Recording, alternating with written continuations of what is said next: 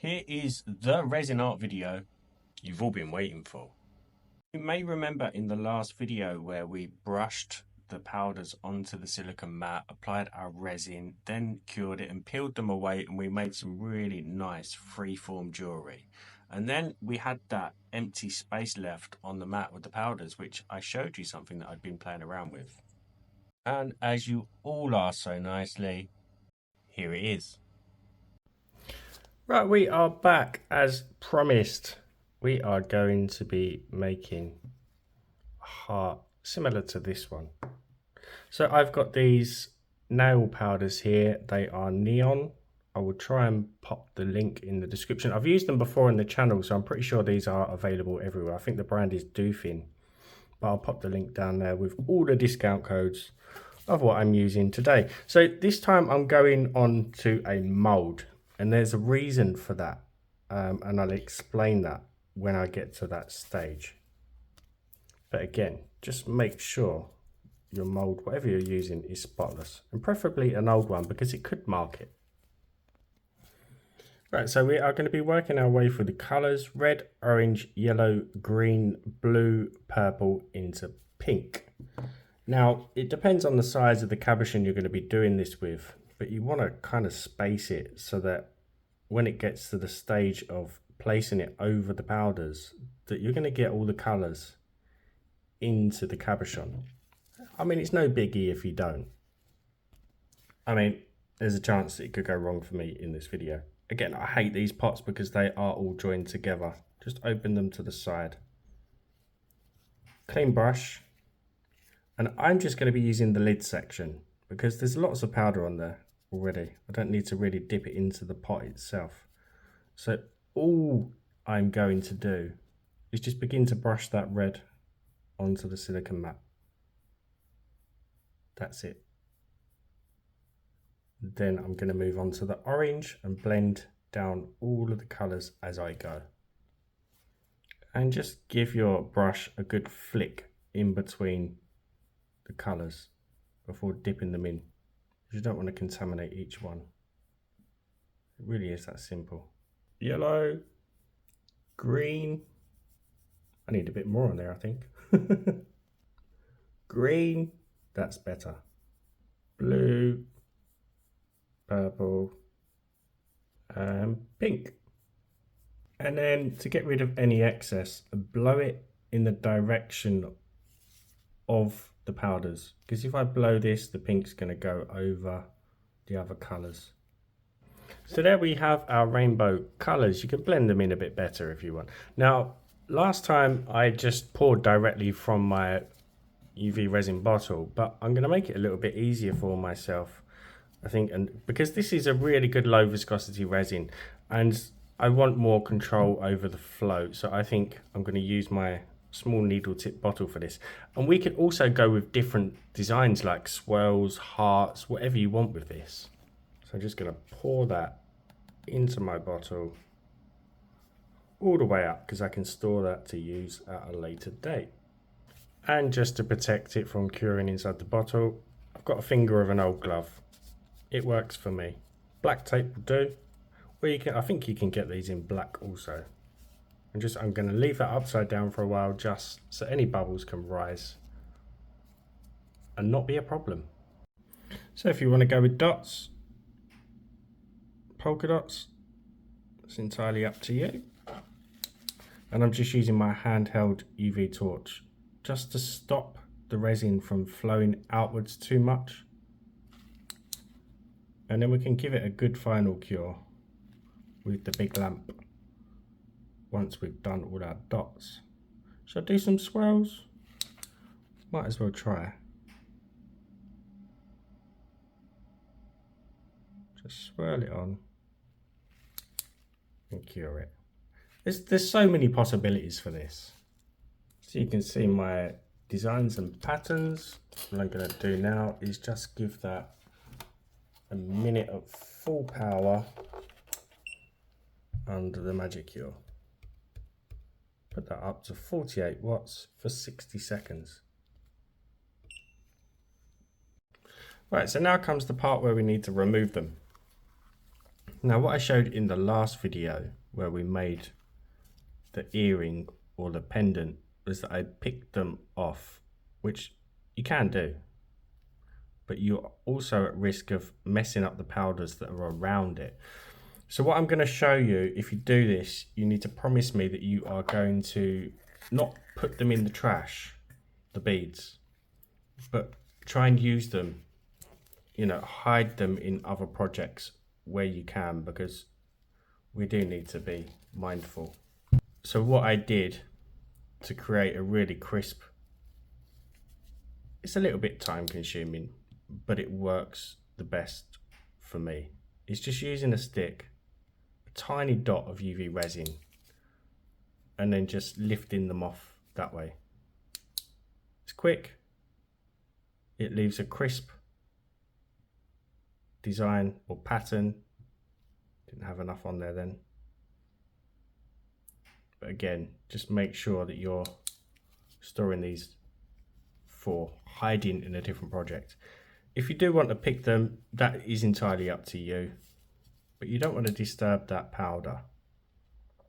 And I found this is the best way to keep that powder really, really crisp. But again, you do it any way you like. Will it work with the spiral ones? So strong. Come on. There we go. Look at that. Really crisp. And the good thing is these are so small they can be hidden in coloured layers in projects. That's what I mean by hiding them. So I mean, look how crisp that design is. It is really, really good. Whereas the method I showed in the last video can just leave like patches where you're touching the powder.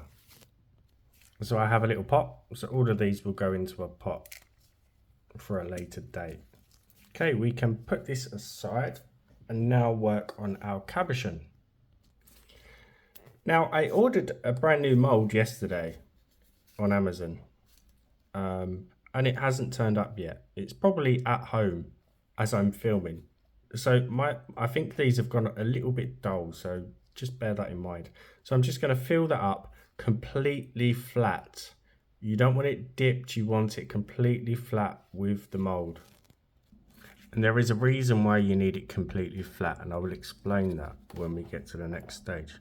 So this is where the MagicCure lamp also comes in really handy. I don't know whether you've worked with UV resin, and sometimes it shrinks and it bows and it doesn't stay level. With this thing, with the variable wattage, if we turn it down and cure it slower, so if I put it onto, I don't know, 24 watts for a minute, it will keep its shape, and then I can blast it at 36 or 48 watt for a further minute afterwards, just to really solidify it. So that has had the minute at 24 watts, then put it full watt, 48 watts for another minute. And there you can see just how flat the light cures that resin. So we can now pop that out. And the flat back really helps for the next stage. So now we just need to work out the orientation of the heart or whatever shape, size, cabochon you've made. Then just apply a small amount into the center, like so. Take our heart and just lower it onto that drop and let the resin spread out all the way to the sides. Now if that was dipped, if the heart was dipped, it's going to cause trapped bubble issue, and when we cure this tiny drop of resin, it will start to shrink, and there's a risk of it drawing air through the gaps at the sides. So a flat back really does help. I'm going to cure that on full power for 60 seconds. And I forgot to attach my mirror. I keep forgetting it's there. And now, although we've put the mirror on, This is why I've used the silicone mat. We do need to also turn it over and cure it from underneath. When I used the silicone mat to do this, what happened is the powders didn't quite bond to that resin cavitation. I'm hoping it does it this time as well, so I can show you how to rectify it if it does happen to you. But I'm hoping by doing it on the mold and being able to blast it through both sides. I mean, I could have used the mat and then blasted it that way, but it's just easier, I think, to do it on this. So I've got a little bit too much with the resin that I poured underneath. But as we peel it away, we shouldn't be able to see. It's worked. Brilliant.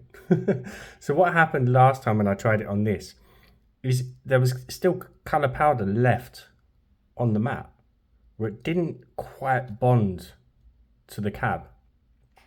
And again, it's because the mat isn't 100% translucent, whereas this is. But if it does happen to you, when you peel it away, don't panic. Just add a tiny drop more, place it back on, line it up. It's really easy to line it back up because some of the pattern will be left on the mold, and you can just move it until it matches and then cure it again. It does work. And then any excess, I just use my cuticle tool and just go around and take that off. But do you know what? I'm really loving the swirls. I'm glad I tried that. So there we have our cab. Now, backing. You need to bear in mind with this that what you back it with could clash with the colours. You really need to think about it. I'm playing it safe for the video because I've got this far. I don't want to go backing it with something that could completely ruin the colours in the piece. But use your imagination, try different things. It's entirely up to you what you want to do with this. You could spend some time colouring in the dots in different colours from the back. Just again, be careful it doesn't go over the perimeter of the dot. That's where, again, these come in really handy because you could tack this down on your surface and just drop the colours in and work them out one by one and just stop them from going over the edge really quick with your handheld torch. What could also look cool, I don't know whether it would work, is if you were to skim coat this with a very thin coat of UV resin and partly cure it so it's still tacky, and then brush the colours on the back again, maybe starting with red down this way and working your way to pink that way. I don't know, this is all new. So I'm just going to pour some of my clear UV resin into a mixing cup, and I'm just going to use a little bit of my homemade white pigment paste, just a tiny amount, but you could do this with white mica powder. Just don't go too heavy because you do want it to cure. So thoroughly mix that in. As always, massive shout out to my channel members, anyone who's bought me a coffee or a super thanks.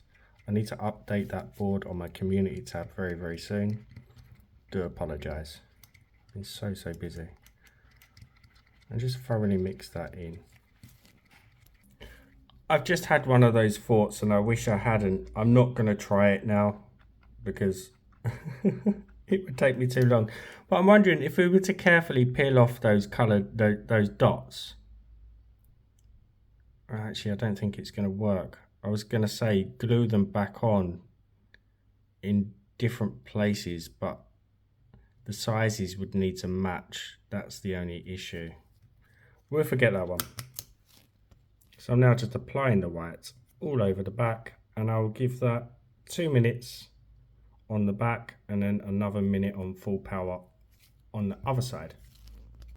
Before I cure it, just to show the level of opaqueness, you can still see some of the colour through the white, not all of it, and that just shows that we can cure that. If you couldn't see that, you're going to struggle curing that with your UV light. Before we see it, as always, give the video a thumbs up, drop me a comment. If you haven't subbed, hit that button for me, it is free. This is one that I did with nail powders with a black background. So there are so many different variations. color combos that we can achieve. I think I missed one tiny little bit of resin. I missed it. I didn't pick it off. Right, for the heart. So that one was my first one, which you saw very briefly at the end of my previous video. And this is the updated version with the swirl. The swirls. I really, really love this technique. Again, my mold is a little bit dull. Just, yeah, again, play around with it. But I said I'd bring it to you, and I have. Right, I hope you enjoyed that one. I will see you for the next one. Bye for now.